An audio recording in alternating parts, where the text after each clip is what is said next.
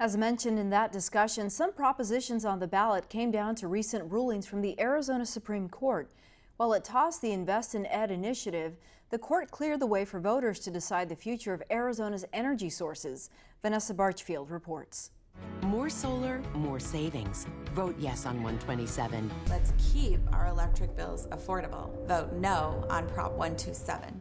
Proposition 127 would amend Arizona's constitution and require energy utilities, including Tucson Electric Power, to get half of their energy from renewables like wind and solar by the year 2030. That's an increase from the state's existing renewable energy standard, which requires 15% of renewable generation by 2025. The Corporation Commission adopted that standard in 2006. Arizona State University professor Chris Mays formerly served on the Corporation Commission. She now volunteers with the group that's pushing for Proposition 127 and says the current renewable energy standard, which she co-authored, was a good start. But we are now falling far behind our neighbors. So most of our surrounding states, states like California, Nevada, Colorado, I think New Mexico soon, are going to at least 50%. In fact, California lawmakers are sending a bill to Governor Jerry Brown to sign that would move the state to 100% renewable energy by 2045. Here in Arizona, there's a large campaign against Prop 127, led by Arizonans for Affordable Electricity. Matthew Benson is the group's spokesperson. There's a massive impact here. Every independent entity that has looked at this has found it will increase the rates that you pay every single month when you get that electric bill. So ASU, for example, has found that it will increase by $1,900 a year the electric rates paid by the average Arizona household. In southern Arizona, Tucson Electric finds that it'll increase by about $500 per year for the typical household. So we refer to this as an energy tax in a lot of ways because it is going to tack on a significant additional cost every time you get that bill at the end of the month. We know that renewable energy sources like solar and wind are coming in at record low prices, 2.2 cents a kilowatt hour in the case of solar. We're seeing that it's actually reducing utility bills in states like Colorado and Nevada. So when you look at the actual price of renewable energy, you see that there is absolutely no way that what the utilities are saying about renewable energy and Prop 127 could be true. The pro-Proposition 127 group also cites a report from the environmental advocacy group, the Natural Resources Defense Council, that says the measure will save consumers $4.1 billion through 2040. Benson contests that finding. Yeah, I think people kind of understand that there's no free lunch. So if you're going to require that public utilities phase out all of their base coal-fired plants, close Palo Verde, which is the largest source of clean energy in the country, and then replace it with thousands and thousands of megawatts worth of solar farms, new transmission lines, battery power, that's expensive. The Palo Verde Nuclear Generating Station is located just west of Phoenix. It's co-owned by the state's largest utility, Arizona Public Service, or APS. Mays says there's nothing in Prop 127 that would lead to Palo Verde's closure.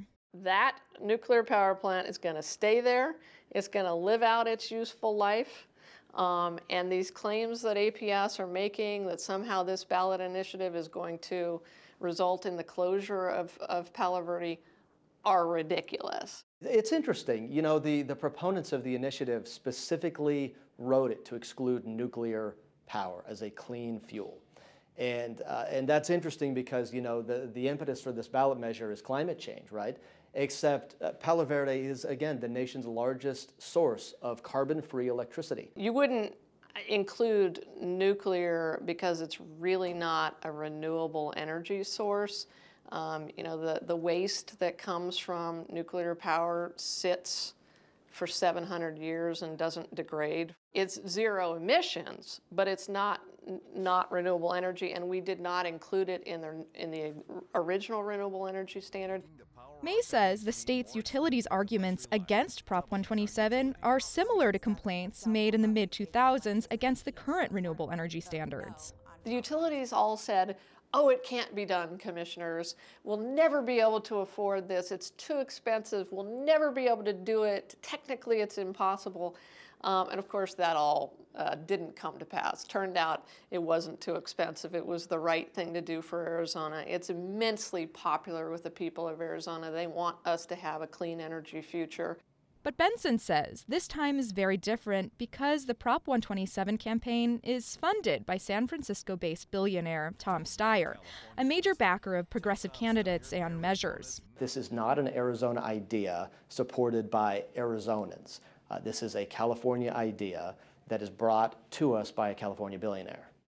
I am grateful that someone is helping us to fight APS and to fight the forces that have refused to allow us to do more clean energy in Arizona. Mays says APS and its parent company, Pinnacle West, are pumping millions of dollars to fight Prop 127, just as they did to influence the Corporation Commission. And those commissioners have basically done what APS wanted them to do. They have stopped the progress of renewable energy and clean energy in the state. And so it is time now for the people of this state, the people of Tucson, the people of Phoenix, Flagstaff, Prescott, where I am from, to take this issue into our own hands. Arizona Public Service is an Arizona company. They've been here for over a century, and they're going to be here after the election to deal with the ramifications, whatever may come, whether this initiative passes or fails. Arizonans will decide for themselves on this November's ballot.